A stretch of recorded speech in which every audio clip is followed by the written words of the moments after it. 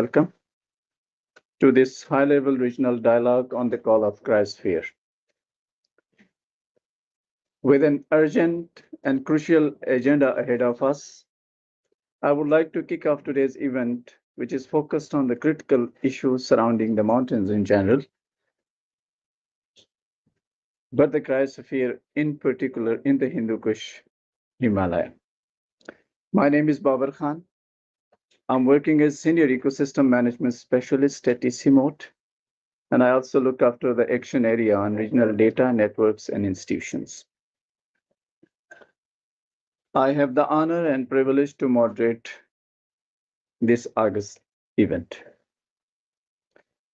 I'm sure many of you probably know about the Hindu Kush Himalaya region, which is known for its unique cultures, biodiversity, and water resources. With approximately 0.76 million square kilometers of snow on average, 60,000 square kilometers of glaciated area, and an estimated 6,000 cubic kilometers of ice reserves, the cryosphere is an important part of the Hindu Kush Himalaya's water supply system. Observed and projected changes in the cryosphere affect the timing and magnitude of stream flows across the region.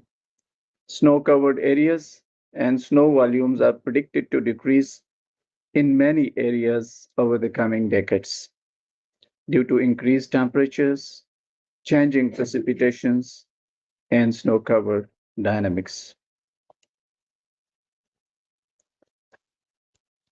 ICIMOD is a regional intergovernmental knowledge organization which is committed to supporting its 8 regional member countries, including Afghanistan, Pakistan, China, India, Nepal, Bhutan, Bangladesh, and Myanmar, to help them address the issues and challenges emerging from the climate and cryosphere crisis through knowledge, innovation, policy, and partnership pathways.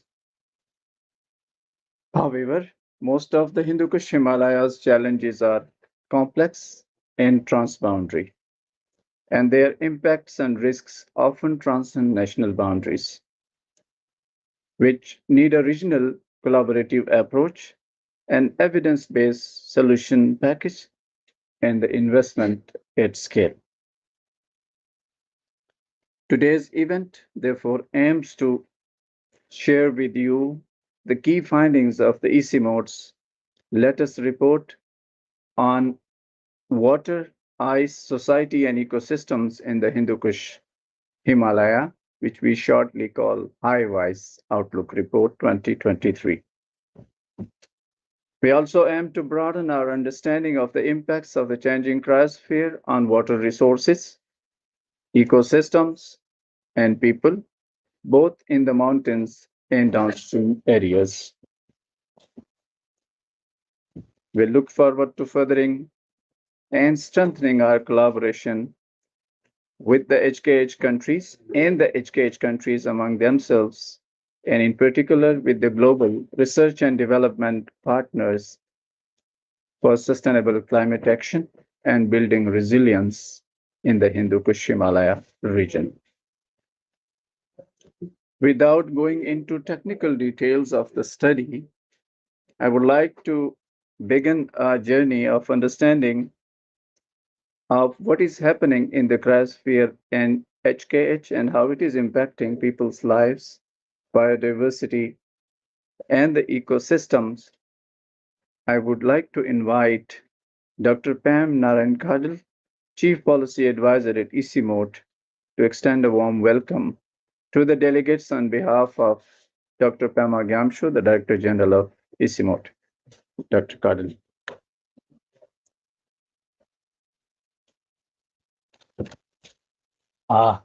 Thank you. Good morning. Distinguished delegates from the regional member countries, ladies and gentlemen, good morning.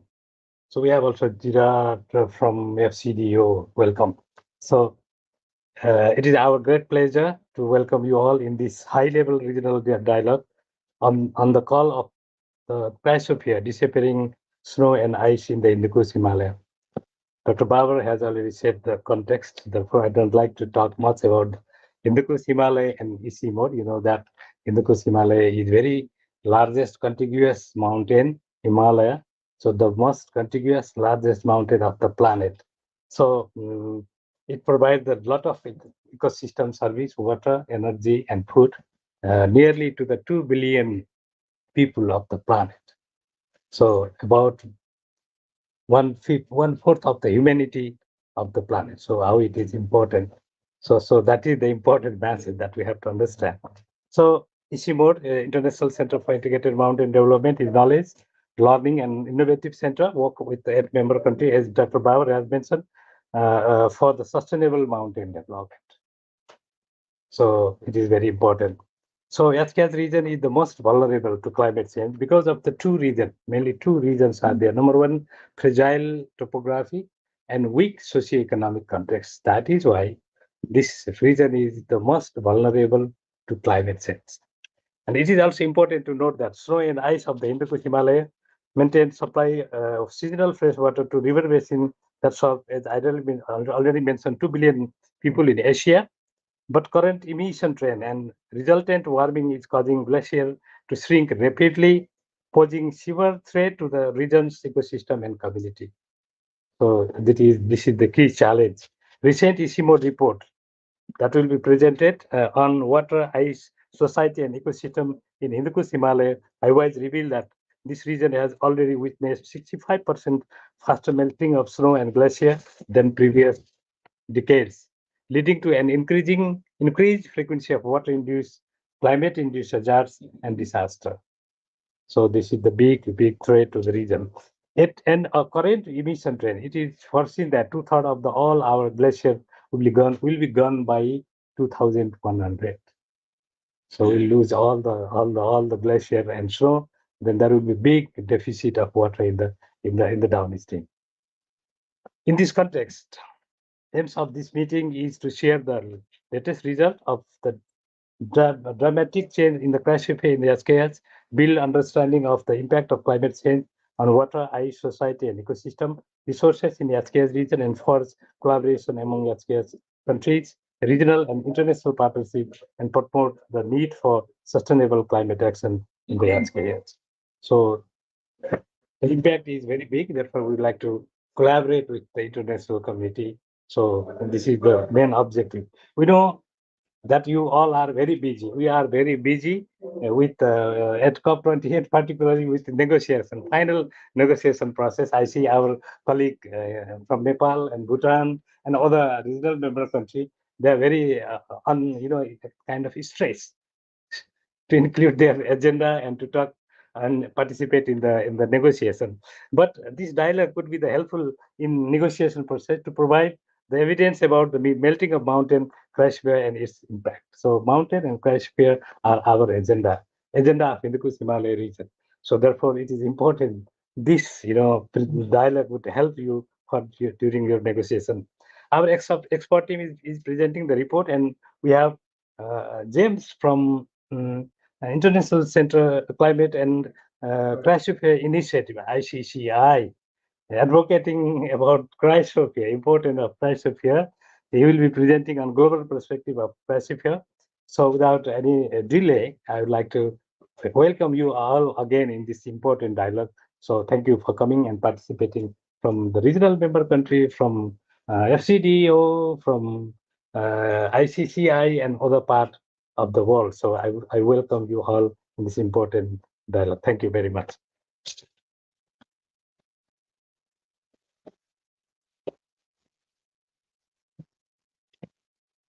Thank you so much, Dr. Pam, for a very warm welcome. As Dr. Pam said, now we have 3 presentations queued up for this session. Our first presenter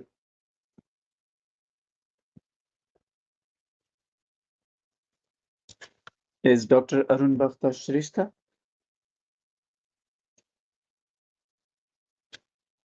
Yeah, before that, we have to start with the video. Yeah, thank you. Thank you so much for reminding me. I had to skip it.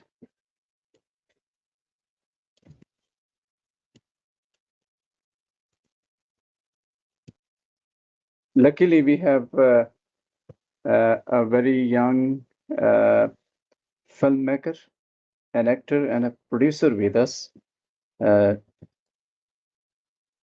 Jamyang Wangchuk from Bhutan.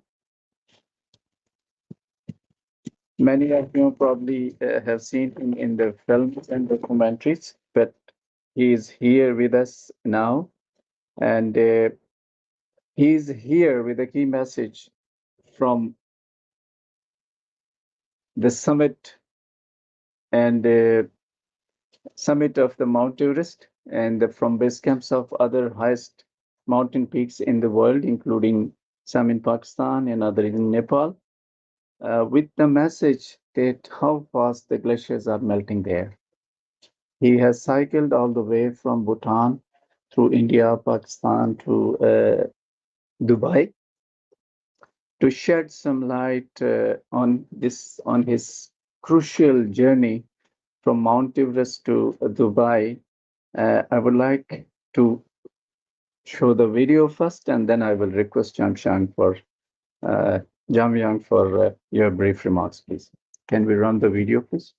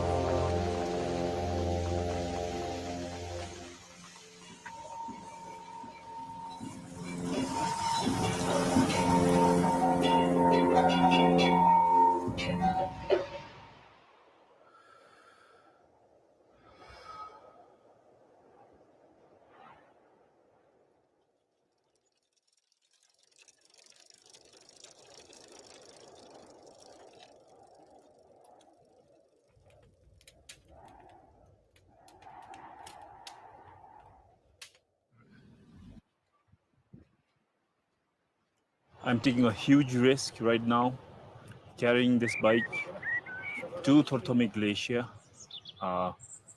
And I say risk because right after we get back from Lunana, we embark on the main campaign, which is to ride from the east to the west of Bhutan.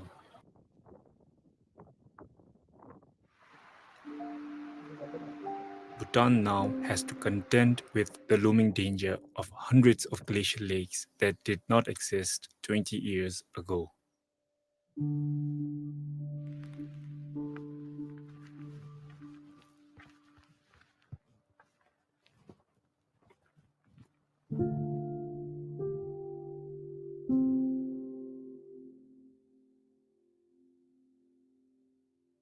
So the plastic bottle stands for plastic pollution, the waste problem that's plaguing not only Bhutan, but all over the world. And the meltwater from Tortomi, it represents rapidly melting glaciers, disappearing glaciers due to global warming. Especially, we are vulnerable because we live in a mountainous country.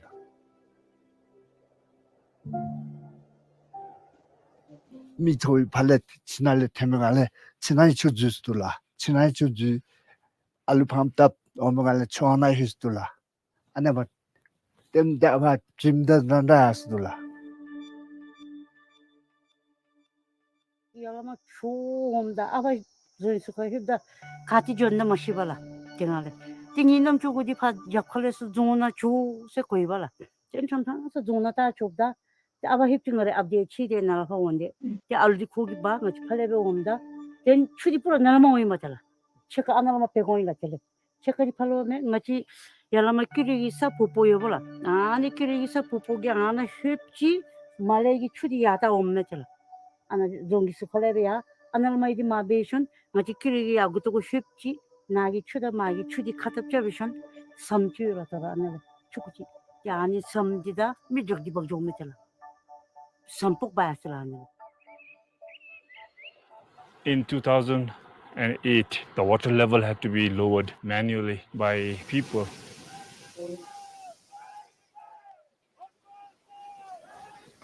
They worked here for months and months in very harsh conditions. And they were able to lower 5 meters. Currently, this is the most potentially dangerous lake in Bhutan. The constitution of Bhutan decrees that every citizen is a trustee of the environment. As a trustee, I will carry this bottle with me as a symbolic message for climate action and cycle across Bhutan, stopping in schools and colleges along the way to talk to the students about the climate crisis and the importance of preserving our natural environment.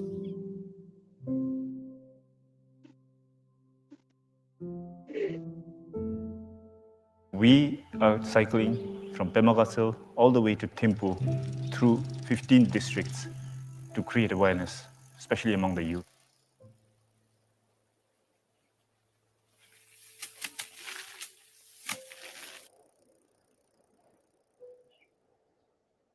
This campaign is not a one-off project where we finish once the campaign ends in Bhutan. Yearly, annually, there is a huge meeting of all the world leaders. They gather and they talk about the climate crisis and how to adapt and mitigate.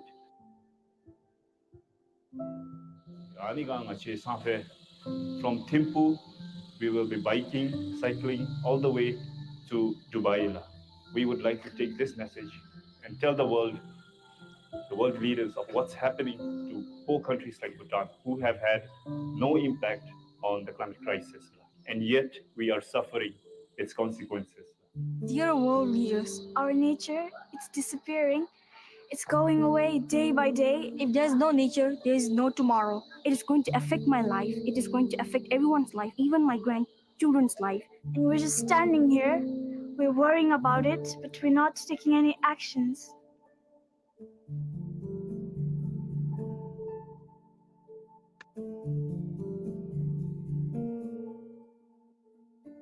So my first key message is to stop deforestation and plant trees and protect old growth forests. The second key message is transition to renewable energy.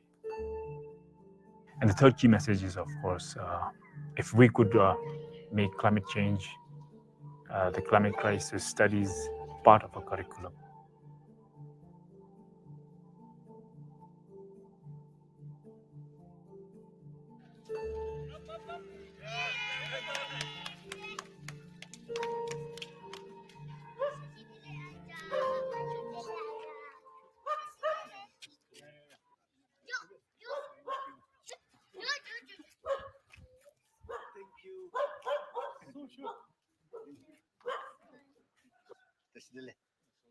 Thank you, sir. Ready? 1, 2, 3.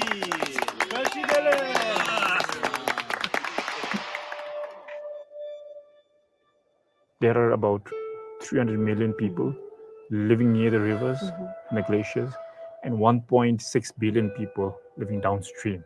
So it's 1.9 billion people that will be impacted by disappearing glaciers.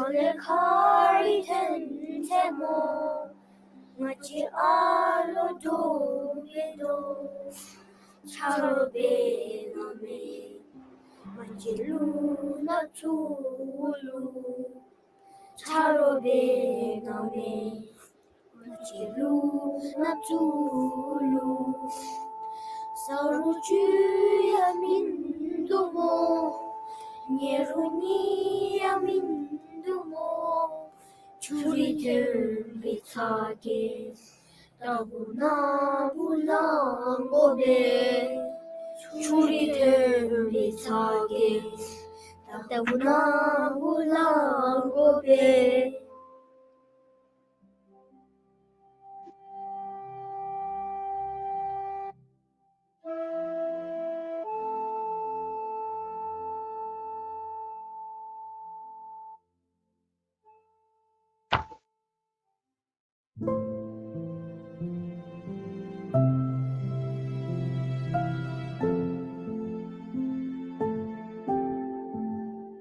There is still time to walk a path towards a future that sustains us all. It begins with all of us. Let our voices echo from the roof of the world through the halls of power, demanding action and change.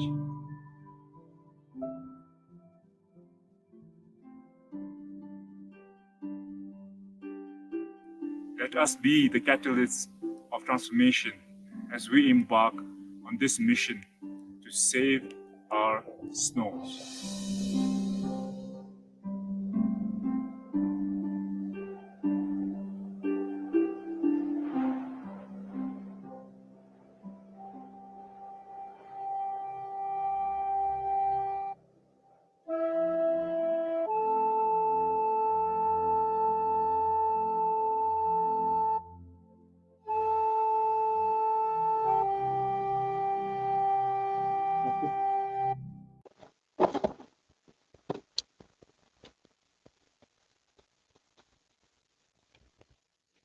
Thank you, Jamyang, for all this tremendous effort. May I now request you to tell us something about the story of your journey of a messenger from the rooftop to the plans of the way here? Jamyang, please.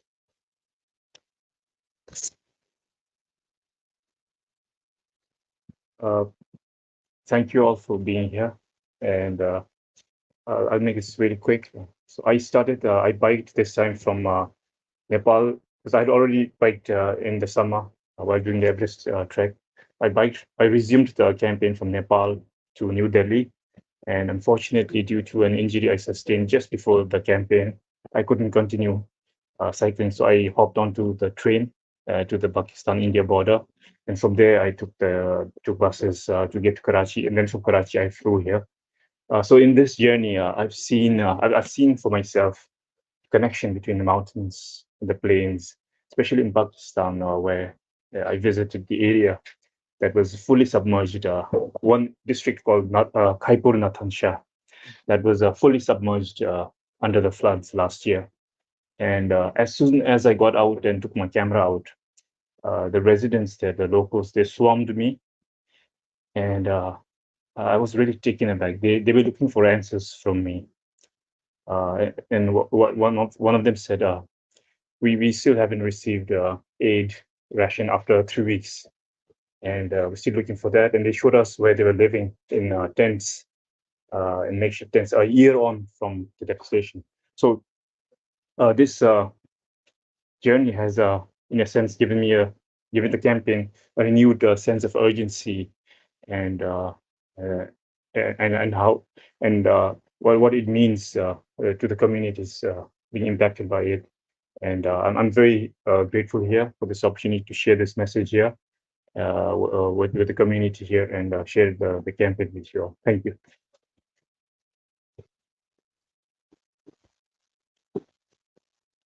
Thank you, Jamyang.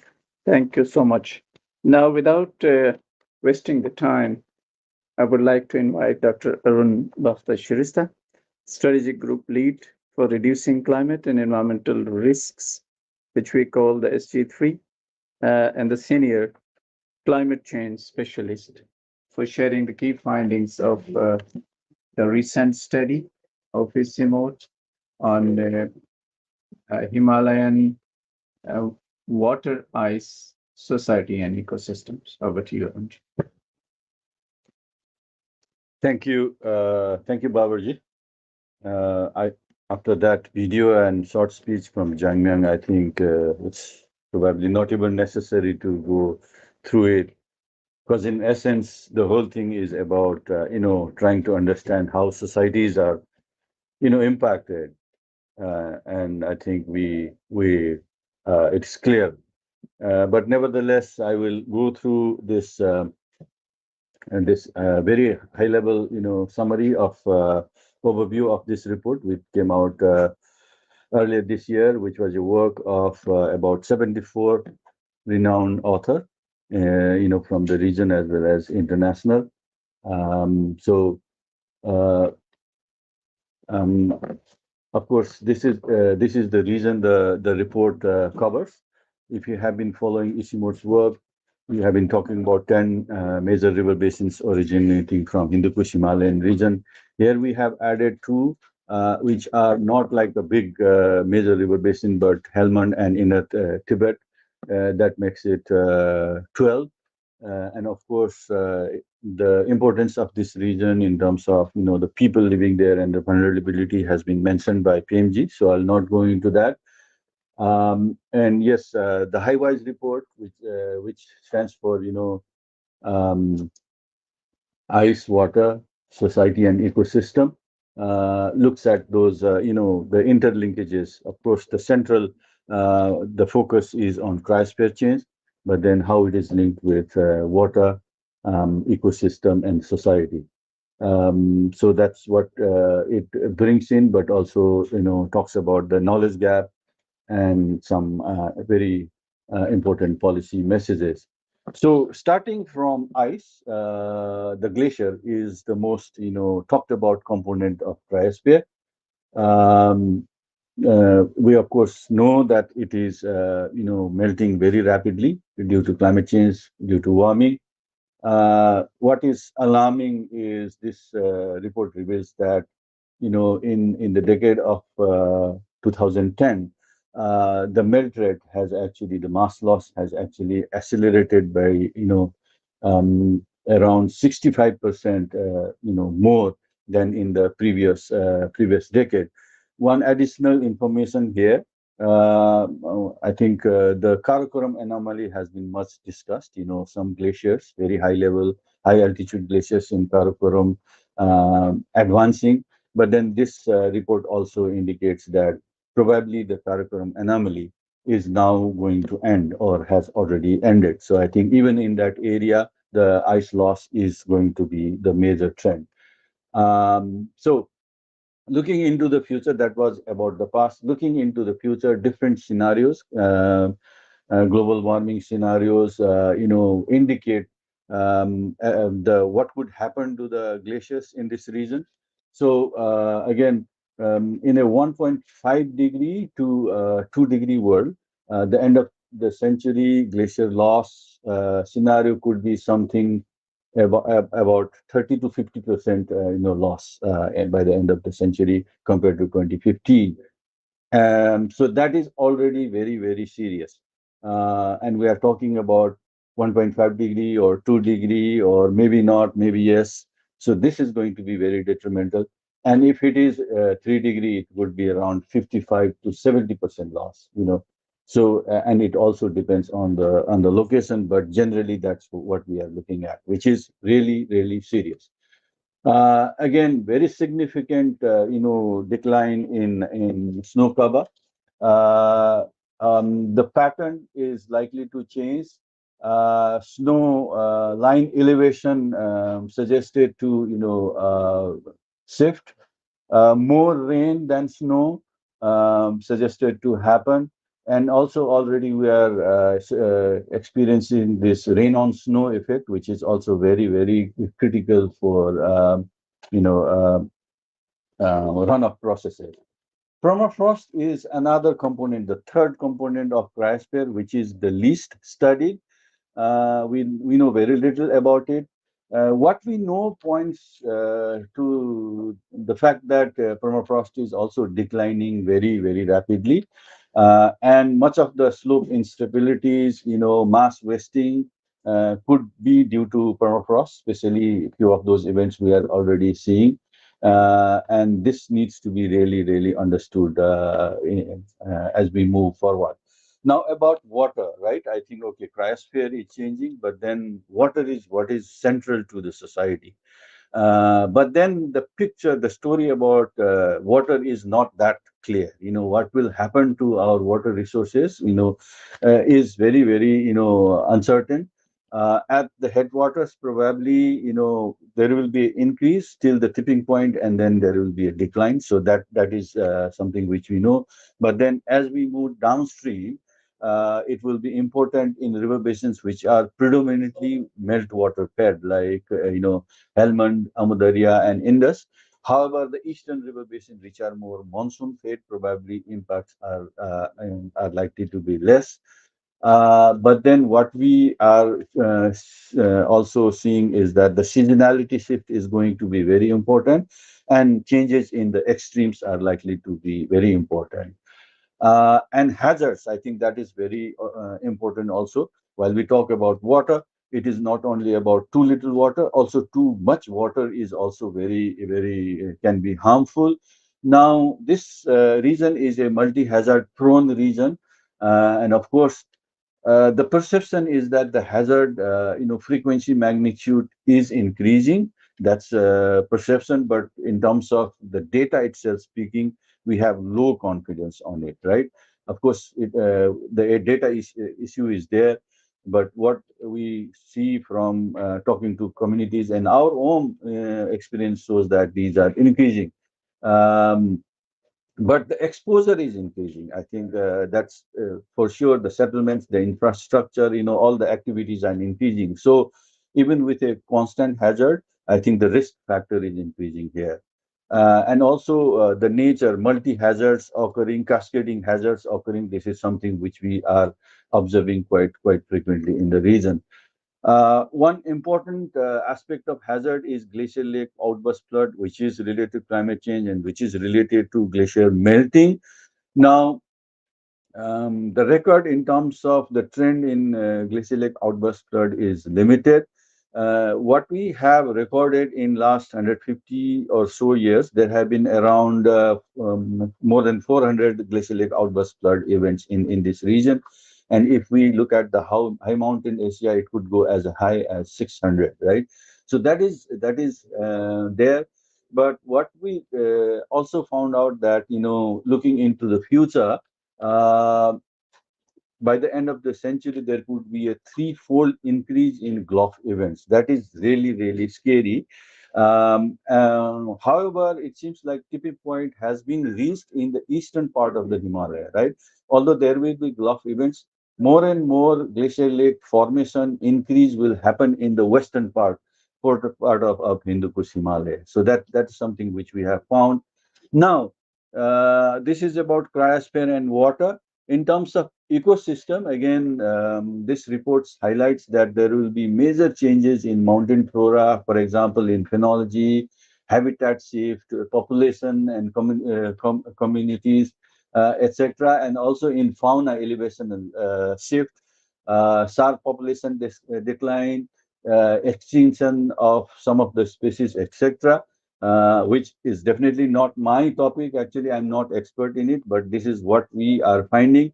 Now, finally, moving into the societal aspect, and we were talking, Gerard, before this session that uh, this is where the importance is, right? We want to know, we want to establish better understanding because it is about society, it is about livelihoods directly through water supply, through disaster, through agricultural system, and also, cultural and spiritual well-being is very important. So, but then when it comes to society, everything becomes very, very complex. You cannot really, directly relate, how cryosphere and society are interlinked. So this is an area where we definitely need to increase our work. What we found from our this report is that adaptation actions are predominantly, autonomous, and therefore we really need to increase the policies in this area. right? Sustainable mountain development, and there are a lot of gaps. As I said, it is a very complex area, so there is a very big need to conduct further work on it, putting Cryosphere at the center, but looking at it from a interdisciplinary angle, interlinking Cryosphere, hydrosphere, biosphere, and society is something which we really need to do, which can actually inform the adaptation angles, right? So this has been started in this high-wise report, but we also feel that there is a lot of need to strengthen this aspect. So with that, I will end this short presentation. Thank you very much.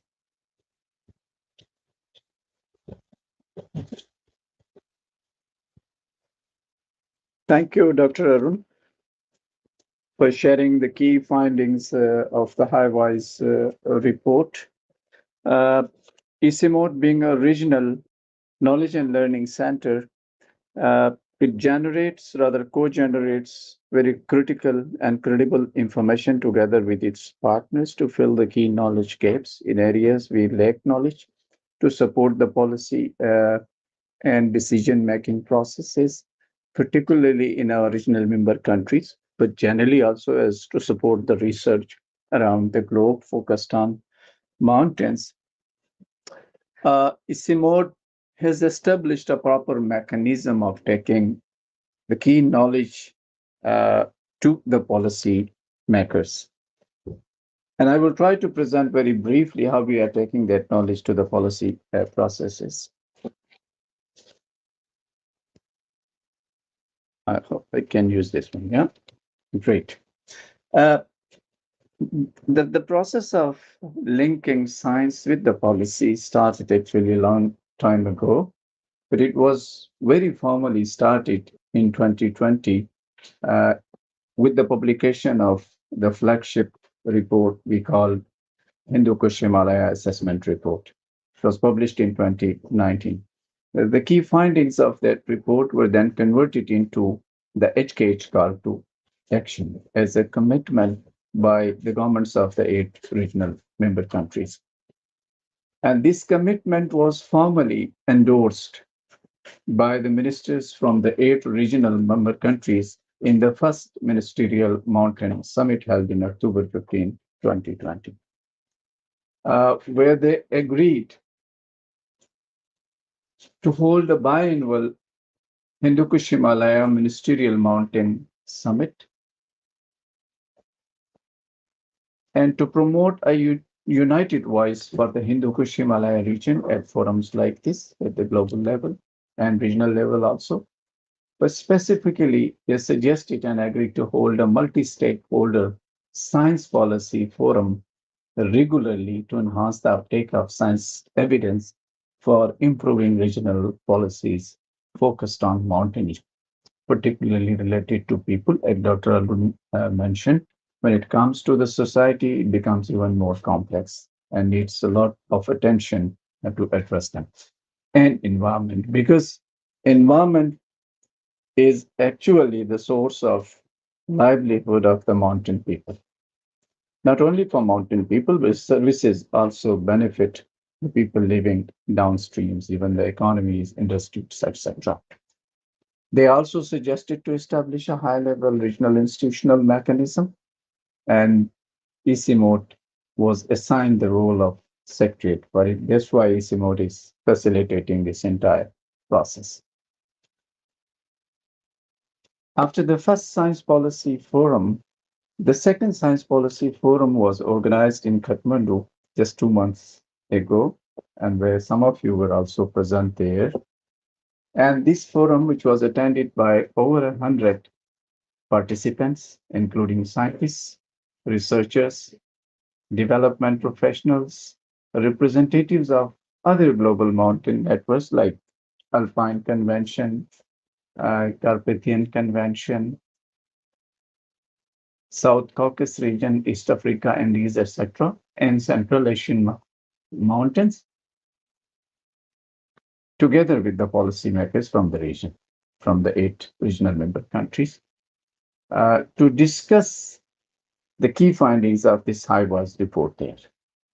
what this report says about the changes happening in the cryosphere and its impacts on people, on livelihoods, on biodiversity and ecosystems, and the most critical resource, which is water of the Hindu Kush Himalayan region, how it is being affected, and what we need to do in terms of policies and practices. At the end of the two-day Science Policy Forum, the participants, through an extensive consultation process, came up with the evidence-based recommendations on managing cryosphere risks in the region. They agreed to form a high-level technical committee on cryosphere to set and guide the research agenda on cryosphere for the HKH region. Specifically, they recommended to set up a working group, which should be comprising of the lead cryosphere scientists from the region to generate the knowledge which is essential but lacking so far about the cryosphere and its linkages with other sectors important for the mountain people and downstream communities. They propose to co-develop a regional cryosphere research and monitoring strategy. Each country in the region has its own monitoring stations, normally based on findings from and data from these stations. They develop their own programs and projects, but we need to work together at the regional level to share data, to look into the risks and impacts which are beyond the national boundaries. Develop a data sharing system. Whatever these data stations, either climatic or discharge stations, whatever data comes from these stations need to be shared formally, properly at a regional level to see the regional implications of the changing climate and particularly the changing cryosphere. They suggested to collaborate with member states and development partners to devise investment strategies.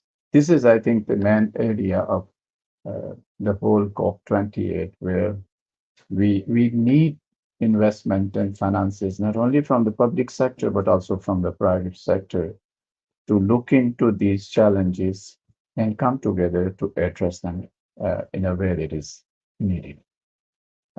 Since when we talk of climate change, obviously gender, particularly women, children, disabled, disadvantaged groups, they are among the biggest sufferers of the climate change impacts. So one of the recommendation was to be pragmatic, inclusive, and gender responsive to address such issues. Obviously, the regional member countries of ICIMOD and our member states and partners from these countries need capacity building in terms of human resources, but also in terms of data sharing and technology transfer also for implementation on the plans and programs about cryosphere. Further, to go for action on these recommendations, the ministerial summit has proposed in the first ministerial summit, the ministers have agreed also to organize a ministerial mountain summit every 2 years. So we are now bound to present these key recommendations with details required to the next ministerial summit, which is planned to be held on 5th of March 2024, next year. We are hoping that based on the discussion in the ministerial summit, we will come up with a regional agreement on cryosphere to protect the risks of cryosphere, to protect the people and environment of the region from cryosphere risks collectively in the HKH region. Thank you.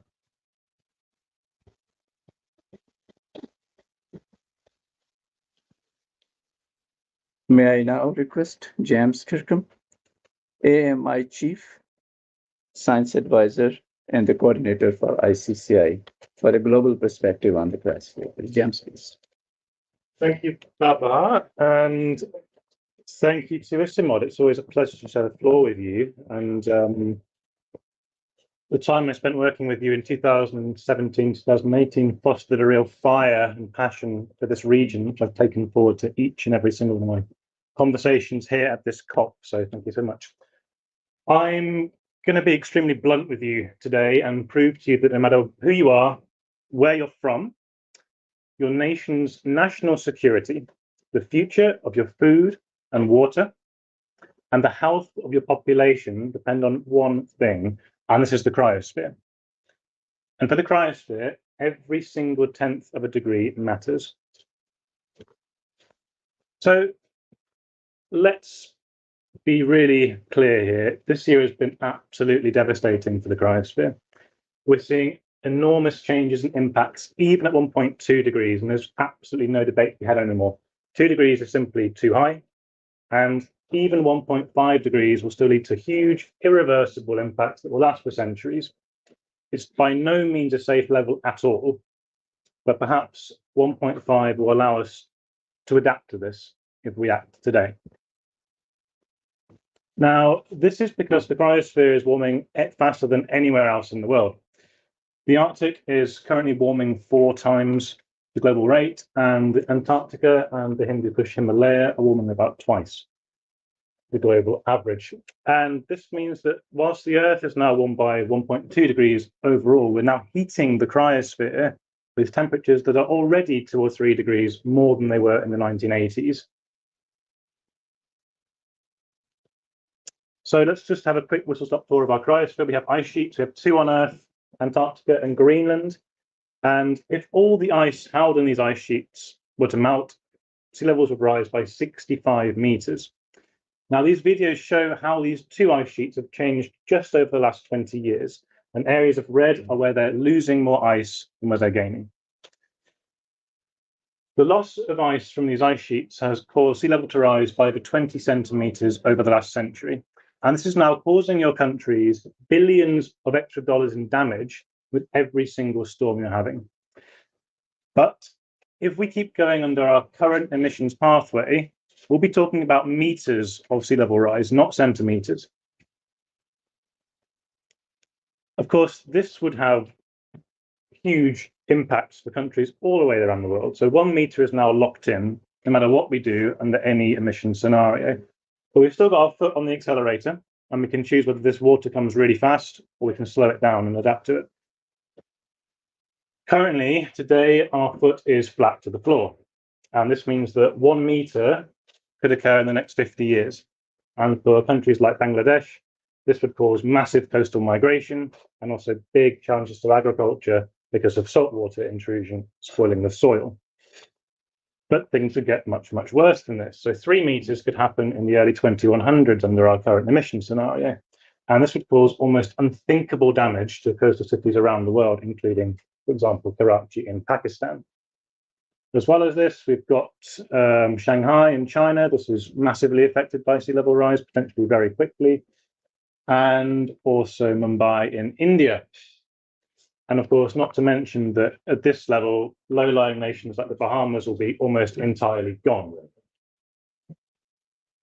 So, moving on to mountain glaciers and snow then, which is, to be honest, one of the most important water resources in the entire planet. Today, at least 2 billion people rely on the snow and ice here for water, drinking water, irrigation, sanitation, and electricity production. Anything above 1.5 degrees will result in the almost complete loss of glaciers in the European Alps, Scandinavia, the Andes, and New Zealand. Some loss, as you can see in both of these animations, is now committed, no matter what we do.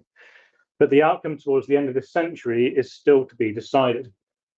Delaying mitigation will result in more loss and damage, greater instability, and less time to adapt to our changing mountains.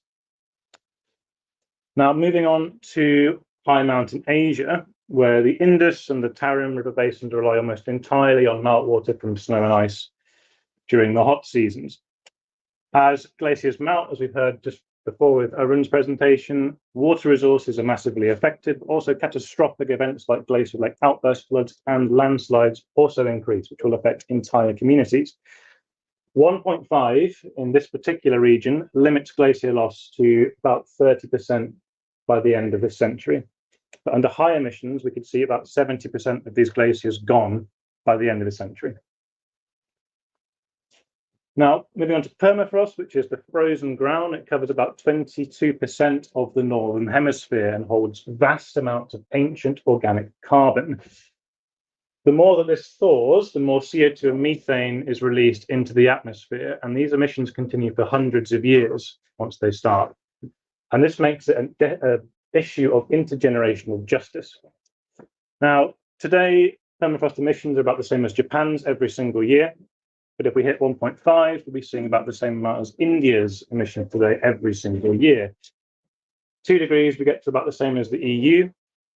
And if we go above 3 degrees, we'll be seeing the same emissions that China or the US puts out today, continuing for every single year in the future. This will be locked in. So really, we want to be avoiding this. Moving on to sea ice in the Arctic region. This is an incredibly important regulator of the Earth's temperature, and it reflects all that solar radiation, all that sunlight back out to space, which cools the planet down. But in the last 40 years, we've seen 2/3 of the volume of Arctic sea ice disappear. Now, if we do not course correct our emissions right away, by 1.7 degrees, we'll see Arctic ice-free summers every single year. And this will be like putting a radiator next to the Greenland ice sheet and all the permafrost in the Northern Hemisphere. Now, moving on to Antarctic sea ice. We normally wouldn't talk to you about this in another year, but this year has been truly extraordinary. So I took this picture myself 10 months ago when I was in Antarctica. And normally there would have been sea ice covering all that water, stretching all the way to the horizon. But Antarctic sea ice has lost in just the last 6 years what the Arctic took the last 40 years to lose. So it appears that we may be seeing a state change already at 1.2 degrees. Finally, the polar oceans, these are amazing at absorbing carbon. But the problem is, the more carbon they absorb, the more acidic they get. And in fact, the polar oceans are experiencing the highest rates of acidification anywhere on Earth. Now, this acid is dissolving the fundamental building blocks of the polar ocean ecosystems, which has huge long-term implications on fisheries. As well as this, we're seeing polar waters getting warmer, and extreme marine heat waves are already happening today and becoming more common. This is a real issue for polar species because these species have evolved for thousands of years to cope with these extremely low temperatures. And so even a small change in ocean warmth massively devastates these ecosystems. As well as this, the waters around Antarctica are the engine of the entire ocean circulation system. And observations show that this is now slowed down by a third and won't be reversed for hundreds of years into the future. Now, this is not just me speaking. So we've had over 700 cryosphere scientists signing a call to, I quote, end this insane rise in temperatures. Now, we're here at COP. We have the first global stocktake, and this has to include the physical limits placed on us by the reaction of the Earth's cryosphere to every single increment of warming above today's temperatures, let alone 1.5 degrees. Only urgent fossil fuel emission reductions can prevent what you've just seen on here and the worst of the damage. And this is simply because we can't negotiate with the melting point of ice. So thank you very much for listening.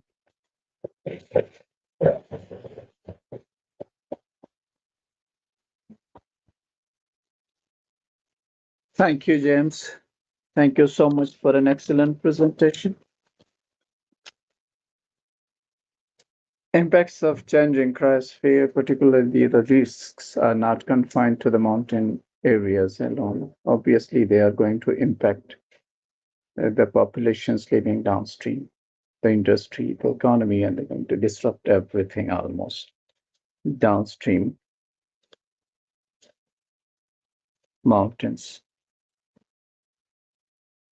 For ICIMOD, its regional member countries are the key pillars of implementation of its program in the HKH region. Therefore, ICIMOD gives a lot of weightage to their views and opinions whenever we come up with a key finding to address some of the critical issues in the region. Here also we have some of our regional member countries joined today. And they have joined us today because they realize whatever changes happening in the cryosphere are in one or the other way going to affect their countries as well. For instance, Bangladesh being one of the riparian countries in the edge-cage countries. Among the edge-cage countries, on one side is deeply impacted by the sea level rise and ocean disasters and hazards, but it is also impacted by the erratic floods in the rivers from the upstream. To share your views, how the changes in the cryosphere is related to your country and what we need to do together, I would like to request very eminent and distinguished water expert, water and climate change expert, and the former vice chancellor of the Brock University, Bangladesh, for your remarks. We just want to listen from you how you will relate this study, which shows this the cryosphere is changing and is going to impact everyone, including the riparian countries, and how we can move forward together. Professor Anu Nishat from Bharat University, Bangladesh.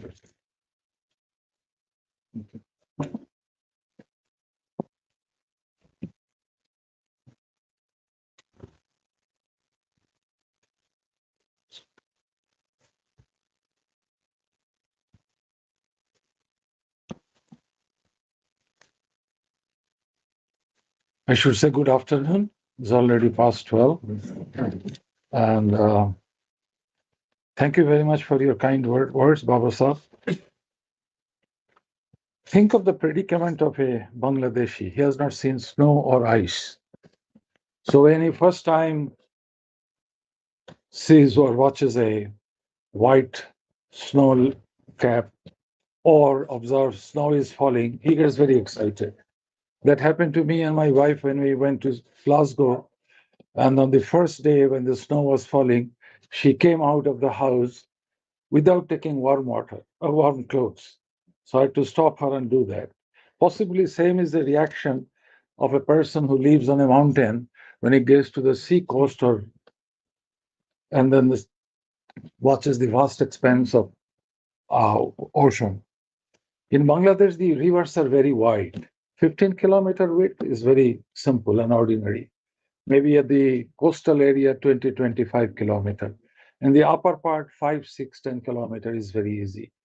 So that water comes from the mountains, from the Himalayas. Now, initially, everybody said, in climate change parlance, we divide the impacts into two types, rapid onset event and slow onset event. So 15, 20 years back, nobody bothered about slow onset event. Sea level rises, slow onset event, glacial mountain melting. The theory was, I've been involved with climate change negotiation for a long time. Well, it will melt in summer and get deposited in winter months. So what is the big deal about it? But now we realize what is happening. So I will quickly make 3 points. First point is about sea level rise and salinity movement in the inland. We say we have a forest, Bangladesh and India, we share jointly called Sundarbans.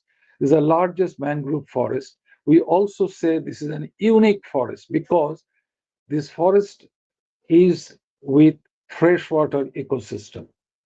Salinity has increased. Now the entire Sundarban in Bangladesh side has the salinity that of the ocean or the sea, 39-40 ppt. So the total Sundari forest is going to change. They are going to die out. So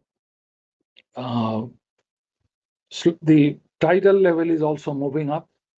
And as Babar Sahib has shown that before that, half of Bangladesh or 1/3 of Bangladesh, maybe by the end of the century, would have the salinity that of the sea. Another 1/3 would have a brackish water, which means the total change in agriculture. The southern districts already are facing this one. Rice production has been more or less stopped. The scientists in agriculture scientists are working and now have developed paddy or rice, which can tolerate a little bit of salinity up to 7, 8 ppt. Government is funding research so that they can go up to 13, 14, 15 ppt. Fish, their ecosystem, their life cycle is changing. If you want to punish a Bangladeshi, don't give him rice or fish for 1 month and he would become crazy. So that fish production is not based on the old time cycle. So the ecosystem would be changed. But think of if half of Bangladesh becomes saline or 2/3 of Bangladesh saline becomes saline. We are talking about 80, 90 million people. It's a big number. The area that is already become saline, possibly there will be 50 countries in the world have lower population than that of Bangladesh. So the low-lying deltaic area are going to suffer because sea level is going up. Why? Because the Arctic ice, North Pole, South Pole, the Himalayas, the Alps, and everywhere they are melting. So we need to understand in Bangladesh what is going to happen in the long run. The second point is in the change in hydrology. I was in Kathmandu during that meeting when I learned that the total discharge would be lower, higher, but not a big deal. But the main problem would be the change in timing. So if the snow melt starts earlier, so the pre-monsoon flood discharge would be higher. We had also together with it, rainfall characteristics is changing. This year, last year, we had biggest drought in recent history. In the peak of monsoon, there was small rainfall. Now, in Bangladeshi, people are romantic. They like songs and others. One of our famous writer is Rabindranath Tagore. And recently, I wrote a paper saying if Tagore was alive today, he would have to have changed all his poems and his songs because they are no longer valid. So that is the impact on culture. So my third point is we need to understand the discharge as well as the sediment characteristics, because higher rainfall at the beginning of the monsoon period or the rainfall period is much longer. So it would have big problem. And when you write 1.5 degree is too hot, I get scared because the way whole thing is moving, I take part in the negotiation. 3.7 was the latest prediction by IPCC 6. It is possible still to control the temperature rise within 1.5. That is a theoretical exercise. The chair of IPCC, UNFCCC, the COP28, he has created a controversy. He said, scientifically, you cannot prove that the world would maintain everything below 1.5. There's a big hue and cry. But I understand he is a practical man. So the 10 years, 15 years, 20 years back, we did not talk in terms of temperature, but in terms of the greenhouse concentration. 450. I still have a tie that was given to me that 450 ppm should be the controlling point. But what would happen when it becomes 450? It is now 420, 30. So this prediction, I hope that world would be able to control this temperature rise to 1.5. But my guess is it will go 1.2. And already this year, in many places of the earth, it was more than 1.5. So 1.2, 1.5, up to 3, maybe 4. And then the world would be able to bring it back to 1.5. In the meantime, for 30, 40, 50, 80, 60 years, I will not be there. But the younger generation would face the music. There would be food shortage. There would be severe migration. In Bangladesh, we are noticing the 3 coastal districts, the population growth rate is negative, which means they're moving out somewhere. So the glacier melt, or what is happening in cryosphere, is a very important topic for us.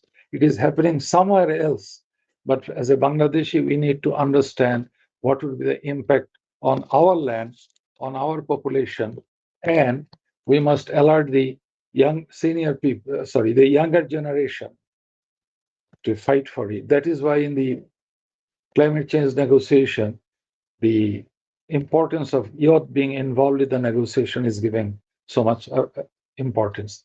I agree with the recommendations that has been presented, collection of data, and reliable data, not based on emotion. With serious data, we can show that climate change is possibly the biggest threat we are going to face, not today, not tomorrow, but day after tomorrow. Thank you very much.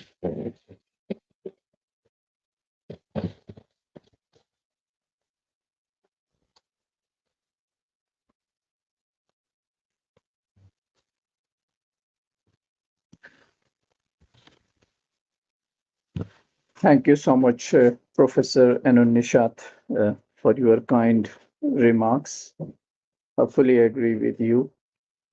Even if the world agrees and becomes able to stop the temperature rise not beyond 1.5 degrees centigrade, obviously its impact going to continue with higher elevations, which means that the cryosphere will continue to melt, and that will further the sea level rise and its impacts both upstream and downstream. May I request Tahib Karmaji from Bhutan? Yesterday we attended a presentation from you. It was fascinating. To please share your views about the cryosphere melt in Bhutan and its impacts for the people.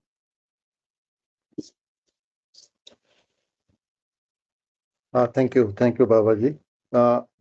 Since I come from the mountains, I think even with this 1.5, most of our glaciers will not survive. Why? Because what I am seeing today, I'm a field man. I'm a glaciologist by profession, so I frequently go to the field. So most of our glaciers, the equilibrium line altitude of our glaciers are way above what is expected in our region. On the average, is above 5,500 meters. So imagine the condition of 1.5, but trying to keep and stabilize at 1.5 provides us a small window of opportunity, so that when the glaciers can grows back, although it takes thousands of years, our future generations can still see the mountain glaciers during their time. So on this, I think I'll continue from where the ICIMOD presentation has ended. On the policy issues, what do you need to save the glacier? We cannot save the glacier at this current rate. A strong commitment in the emission cut-down. Unless we do that, I totally agree with the ICCI. I totally agree with the ICIMOD's finding. Unless we really, our leaders, the global leaders, really commit to cutting down the emission, there is no way of saving the glaciers. As I said, 1.5 is not enough to save our glaciers. What are the consequences? Now, consequences, I don't need to highlight. Everything has been done from the Bangladeshi side, the ICIMOD side. But what are we going to talk about? It's good that the downstream part, when we talk about the glaciers, it should not be treated in silos. It has to be a regional, it has to be a transboundary issues. So that is where organizations like ICIMOD can come in. We do have a huge data gap. We do have a lot of information lacking in the current scenario. In terms of policies, yes, I think in terms of policies regarding the environment, Bhutan is having the best environmental policies. We even go to the extent of compromising our economic growth, putting the environmental policies first. Nobody wants to be left behind in terms of economic development. We could have easily compromised with our environment and move ahead. But I don't know to say this, we didn't do that. So I think, and the way the things are happening in COP28, like Bangladesh said, GST is an important tax. It's an important outcome for the mountainous countries. But even to insert the word mountain in the GST tax, we are facing a lot of issues. So you may forget about everything on the adaptation, on the mitigation, on all other pillars. But fortunately, with the alliance form with Nepal, Kyrgyzstan, and Bhutan, we are still pushing the agenda forward so that we can address the mountain issues before it is too late. We are going to reach the adaptation limit soon. So I hope with the collaboration with the international organizations and our partners, we are looking forward to seeing a good, especially the GST tax, the first of its kind that is taking place, where the mountain issues are highlighted and brought to the table for negotiations. Thank you.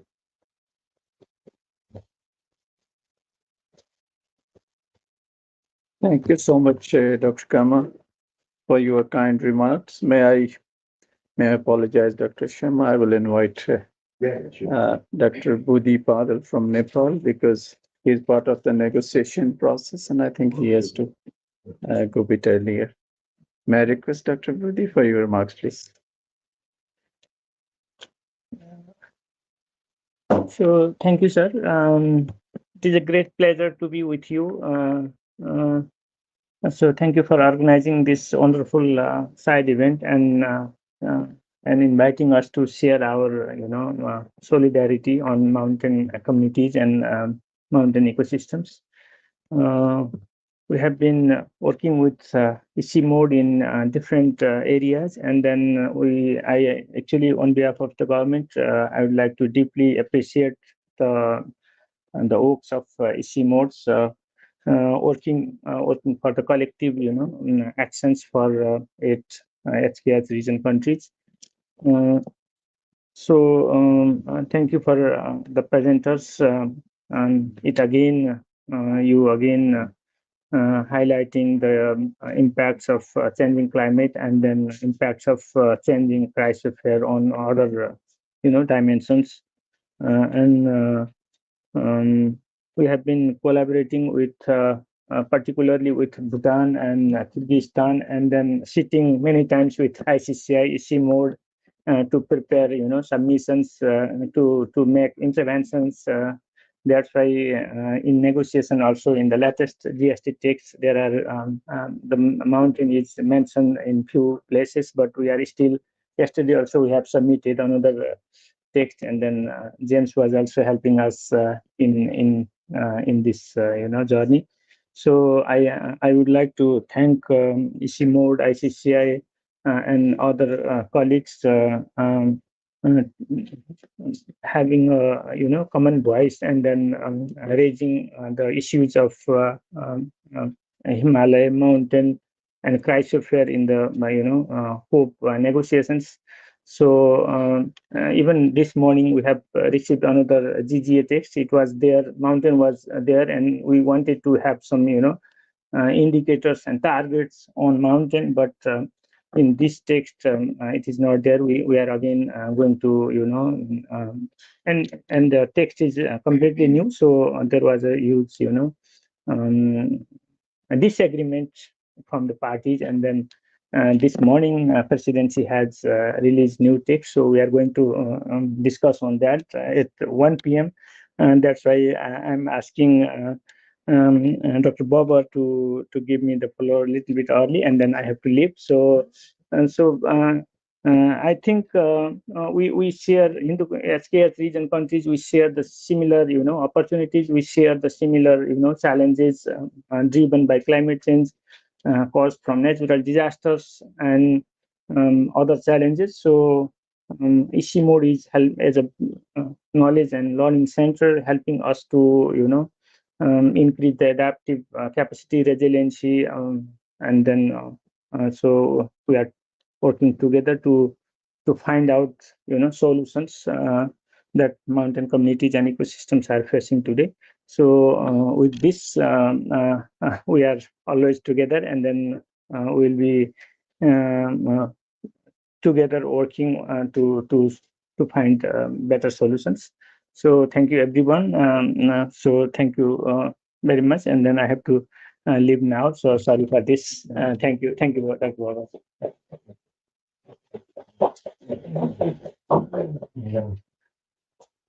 Thank you so much, Dr. Buddhi, for your kind remarks. We understand how busy you are, but we are really grateful that you came here. We have a representation from China also. May I request Madam Shang Chi to please come and share your remarks. You can. Thank you. Distinguished guests, good afternoon. I'm Shang Qiu from China Meteorological Administration, the National Climate Center. And today I'm here to speak on behalf of Yongxiang Zhang, who is the chief specialist in our center. And as she received a very last minute task so that she couldn't be here in person, we really apologize for this. And I'll start now. First, please allow me to thank previous speakers for their enthusiasm and fruitful interventions today. The appreciation also gives to the ICIMOD colleagues for their excellent work and hard work. So since the mid-20th century, the rising temperature has led to intensified melting of the cryosphere, and most of the glaciers in the world has shown an accelerated trend of loss. The reduction of ice reserves has weakened the ability to ice rivers to regulate the river runoffs, and the stability of the cryosphere system has been reduced, with frequent events of the glacier surging, ice, snow, and rock collapse, and the glacial-late outburst, which has seriously affected the stability of the ecosystem. The Hindu Kush Himalaya is one of the core regions of the high mountains of Asia, and the impact of the climate change on this region is very profound and widespread. As mentioned in previous speeches, the adverse effects of the climate change on the Asian water tower will affect the freshwater reserves, which related to the survival of hundreds of millions of people in the surrounding areas. And China really attaches great importance to this area, and we have carried a lot of researches and protections activities under these neighboring countries, together with the neighboring countries, the analysis and evaluation of the long-term series glacial mass balance data by Chinese scientists also show that the representative glaciers also in the high mountain areas of Asia have been melting faster since the mid-1990s. So in 2022, the last year, the mass balance of 25 glaciers in the high mountains of Asia showed a consistent mass deficit, and the phenomenon of Karakoram anomaly may be weakening or disappearing in the future. So in order to better increase the management and protection activities in this area, the Chinese government has already made systematic deployment, and also in the future. So firstly, we would like to build the Cryosphere multi-factor comprehensive observation network, and to strengthen the research on the mechanisms of the glacial disasters, focusing on improving the forecast and evaluation abilities of the glacial disasters in many key regions. And the second one is to establish a regional climate risk big data analysis and service platform, strengthen the construction of risk early warning and prevention system, and gradually form and improve a multidisciplinary and multi-departmental defense mechanism. And the last one is to strengthen the scientific and technology support of adaptive capacity building, and to study the multi-layer changes and interaction mechanisms to cope with regional ecological environmental challenges. So in the end, we would like to say China really want to cooperate more closely with all the countries who have the same concerns with us on this really important issue. Thank you.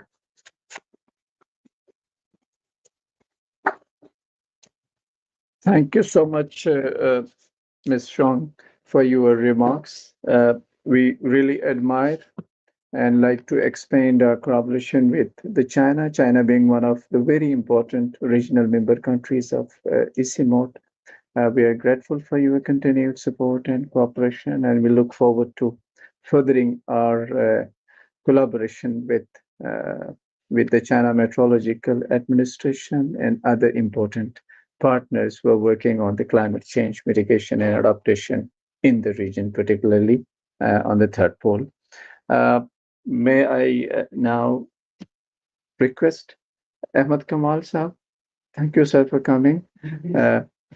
For a quick remark from Pakistan, because like China, Pakistan is also one of the important member countries. Then I will request you, sir, for concluding. Thank you very much for giving me this opportunity. In fact, I was on another event, so I have got that.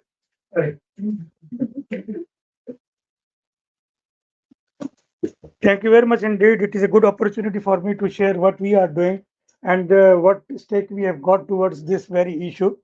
As you know, that in 2022 we got stuck with perhaps the most severest of the flood in the history of that area, and after that we had got our first national flood protection plan, and that plan basically is also going to address the issue of gloves in the Himalayas as well, issue of gloves in our northern areas, and we intend to put in place glacial monitoring network there in order to know the melting of the glaciers and how impactful they are towards their contribution in the snow melt water that we are receiving and that we ultimately are dependent on with regard to our water storage for the rest of the 9 months, taking aside the 3 months of the monsoon from July, August, and September. Apart from that, since 2015 onwards, we are experiencing perhaps the worst ever of or glacial lake outburst events in Pakistan, in the Kohistan area as well as the Chitral area. And towards that end, some preventive measures have also been proposed, and for which we are also looking for some foreign, or you can say international collaboration and all that. Very recently, we are now trying to get into a water sector as well as the allied sector data governance mechanism. Towards that, and University of Environment USA, along with Planning Commission of Pakistan, National Disaster Risk Management Fund, Ministry of Water Resources, and Ministry of Climate Change, we are joining hands together in order to see what data that the water sector needs and what data issues are on ground, and how in future the melting of the glaciers is going to impact the Indus River system, since we are dependent on the two major reservoirs, Tarbela and the Mangla, and Tarbela is the one which takes the major water supply issue, or which basically provides the major water supply issues to the entire population of the country. So that is a big question towards that end, and our partnering with ICIMOD and rest of the partners on this issue is of paramount importance for us, because what we can take from this regional, you can say, effort is to align ourselves through technology, through best coordination, and through best research practices for the time to come to avert any major loss. And then, since Babar Saab is sitting here, Mr. Shrestha is sitting here. We also are partnering in the Upper Indus Basin initiative with ICIMOD, and we have a very important stakes toward that. And taking this opportunity, may I also commit that please be assured of our fullest of contribution, fullest of backing of the efforts which ICIMOD is making, and which all the partners are collectively making towards that. I thank you all. Thank you very much. Thank you so much, sir. Mr. Ahmed Kamal is the Federal Flood Commissioner, Government of Pakistan. And that's why his talk was all around the flood. And flood is one of the biggest issues of the melting cryosphere today we are discussing. Now, may I request Dr. Eklavya Sharma from India to please share your remarks. Thank you very much, Dr. Babar Khan. A very good afternoon to all of you. Such a wonderful session. I come from India and I'll be talking more on the cryosphere aspects of the mountains. India is a very big country, all of you know. So my contribution here will be very much focusing on what is the status of our work related to cryosphere first, and where we are positioning ourselves. And then I'll also try to touch how India sees the regional dimension of what Dr. Khan and all others, Dr. Arun has presented. So to me, just to give a context, if you look at the Hindu Kush Himalayan region and see India, it is one of the countries who share the Hindu Kush Himalayan region. We have 86 million population in the Indian Himalayan region, which is of 240. And the area which is occupied by the Indian region in the Hindu Kush Himalayan region is only 11%, and the population is 36%. That means in the mountains, there is a high population pressure already in the Indian Himalayan region. So the impact on the mountain people is very, very high. But also, if you look at the downstream, so Indian Himalayan region and the rivers which is affecting from India, not from Nepal or from other countries, China, if you just count that, 1.2 billion people in the downstream, which is a very high impact. But when I say downstream, I think in the upper Indus, as was mentioned here, so Pakistan is downstream. So population of Pakistan is also included in that. Similarly, in Brahmaputra, Bangladesh is included. So it's not just the Indians, but others also. The issue is transboundary.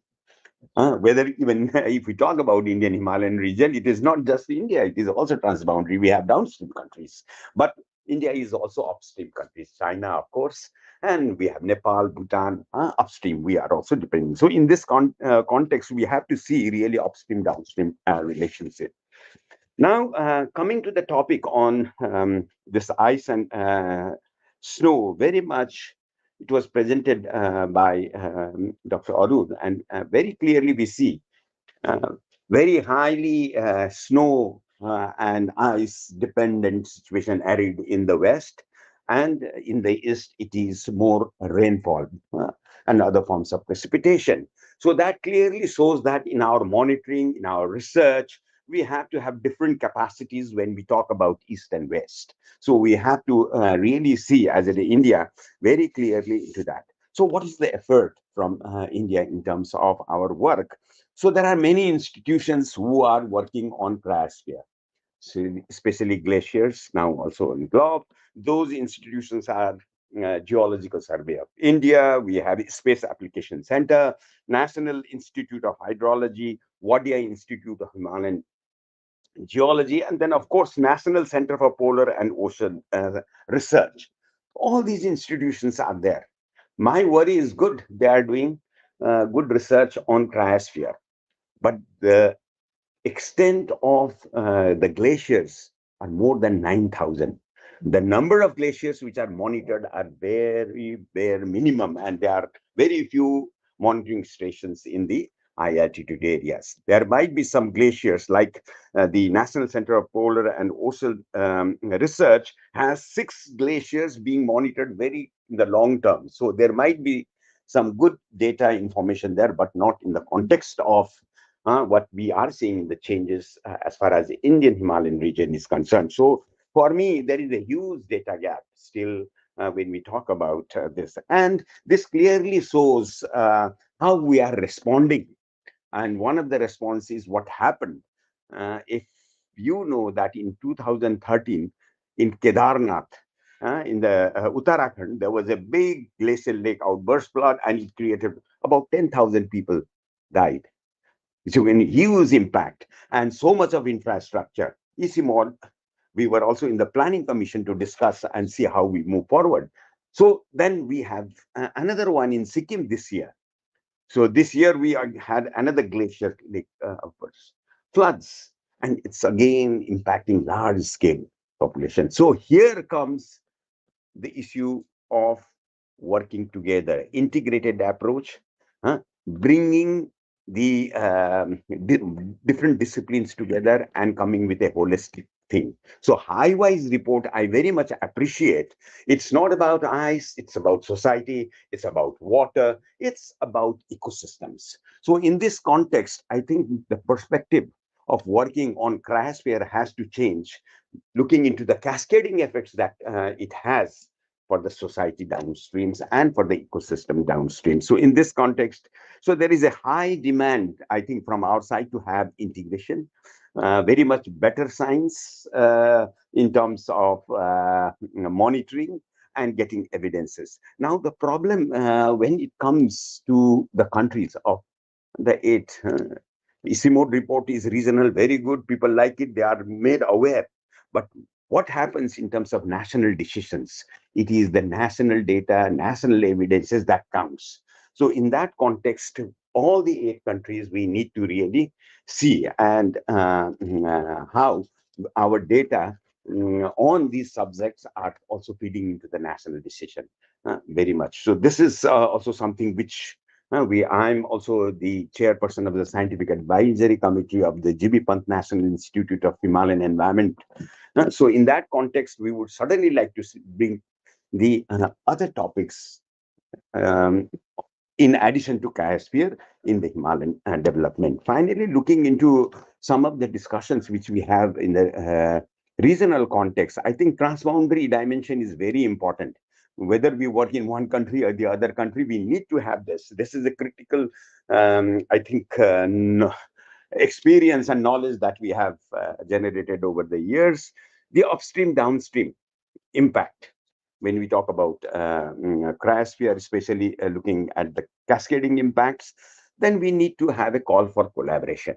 So suddenly when we call, then we have many topics. Data was mentioned, GLOF was mentioned, monitoring Cryosphere was mentioned, very much for evidence-based, but building capacities was also mentioned very importantly. So I am very happy to see that Dr. Babar Khan presented about the big assessment, putting into call for action, and now there is a task force. They have the science forum, second one already happening, and there is going to be a ministerial talk in future. So in this context, one thing which I feel very much for our region to develop, so there are two big countries, China and India. We are two big countries, and I think we are growing economies. If we are able to contribute and help the smaller countries in the sense of having a good monitoring platform knowledge, that will be really good. So from my side, I would like to really suggest that if we are able to influence and in the science forum and then also in the ministerial context, if we are able to come along with investment for a sustainable development and related to climate change and resilience, that will be really good. So from India, we are very positive and we would like to contribute regionally also, but I think we have many challenges nationally because we are trying to work in silos in our own expertise. That is the biggest challenge which we need to, and India is big country. When we are talking about 1.4 billion people, 86 million, it is a very small number. So always population. So 86 out of 1.4 billion, that means it's a very small number. somehow the voice of the mountains has to be stronger downstreams to really bring mountain perspectives in policies and research in future. So ICIMOD, thank you very much for inviting us for this session. Thank you very much.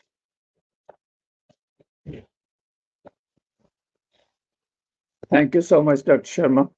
It was really inspiring to hear you. And we greatly acknowledge the support that ICIMOD has been receiving from India and other regional member countries for the collaborative work. But there is a big realization that we have a long way to go together, where we can work together to address some of the critical issues that the region is facing. And one of the main issues is the rapid melting of cryosphere. When we say rapid melting of cryosphere, it's not 1%, 5%, 10%. It's melting almost 65% faster than the just previous decade. So it's really alarming. And unfortunately, the impacts and risks of the melting of cryosphere, particularly the mountain cryosphere upstream, are so complex and transboundary.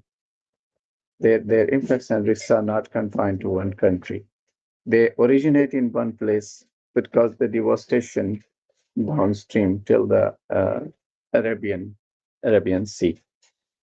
I'm really thankful to Gerard, our respectable guest from FCDO, Foreign Commonwealth and Development Office of the Government of the United Kingdom. And this is time to invite you for your special remarks. Gerard. Thank you, Dr. Barber. Colleagues, thank you. And thank you for the opportunity to come here and the opportunity to hear this extraordinary research and commitment from colleagues, and for the UK to be able to express its support for both this issue and for ICIMOD. That's extremely important. I wanted to start with some other thank yous as well, actually. I wanted to thank Jamyang for your personal commitment, and also for underscoring the urgency of the crisis and the human face of this crisis, and connecting people with the crisis through your work with schools and your engagement with communities. We respect and honour that, and thank you very much indeed. I also want to thank our colleague from China's Meteorological Office for reminding us, as we saw in the photograph from the Policy Forum in Kathmandu, that this is an issue on which both women and men are equally engaged. We've had a slight imbalance in the panel today, but we recognise this is something that is across the piece. So thank you, ICIMOD, for bringing us together. And we stand absolutely united in our determination to protect this fragile and precious region, often known as the Third Pole. And it's the part of the world too often overlooked when we consider the impacts of climate change, and those impacts that you've been showing us so starkly today, risking the lives and livelihoods of 2 billion people who rely on it, and threatening to destroy a wealth of biodiversity. So I want to just reinforce, and my Minister Andrew Mitchell wanted to come today and apologises for not being able to be here today, but wanted to reinforce the fact that the UK hears the call of the cryosphere and the regions and the countries that surround it with you. And we are uniting with you, our friends from the region and our partners in ICIMOD, to respond. I wanted to just touch on a couple of areas. First, and we've heard this really clearly today from a range of colleagues, Professor Nishat and from James, we have to do all that we can to reduce emissions of carbon into the atmosphere. That is unequivocally the case. We face catastrophe. We have locked-in impact. We have to bend that curve. And the UK is doing its part and all it can to boost climate finance internationally through our net zero commitments at home, and to look at both increasing the quantity and the quality of climate finance.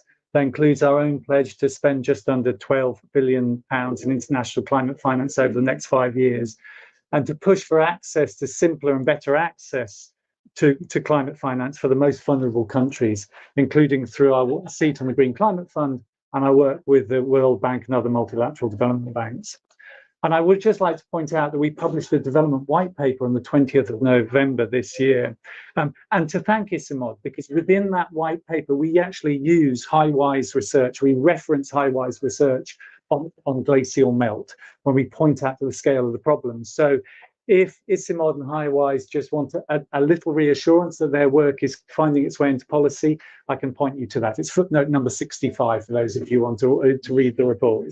And we committed at Glasgow to tripling our own adaptation finance.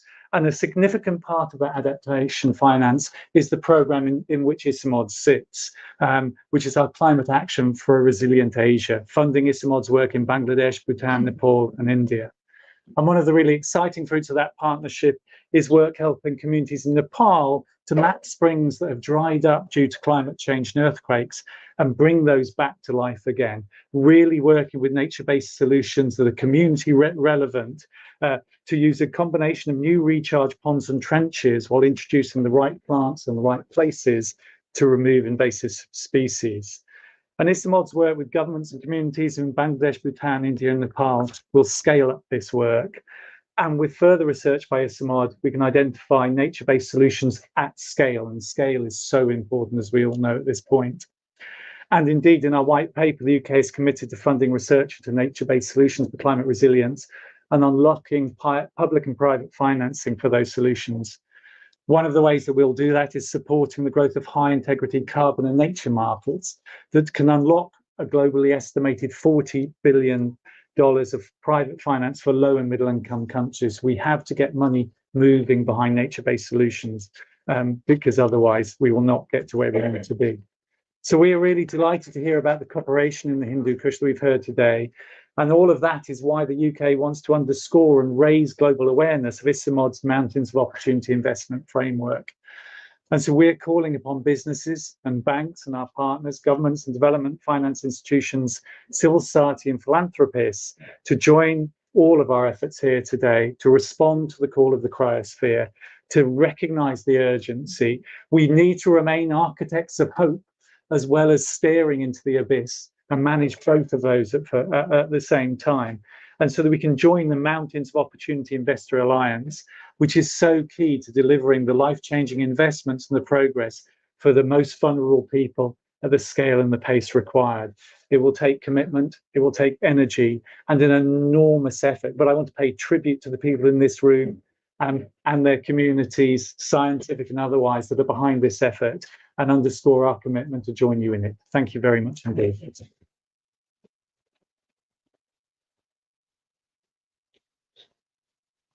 Thank you, Gerard. Thank you so much. A very comprehensive and encouraging remarks. We are grateful to the UK government's Foreign and Commonwealth Development Office for the support ICIMOD is receiving for the Climate Adaptation and Resilience Building Program as part of the CARA initiative.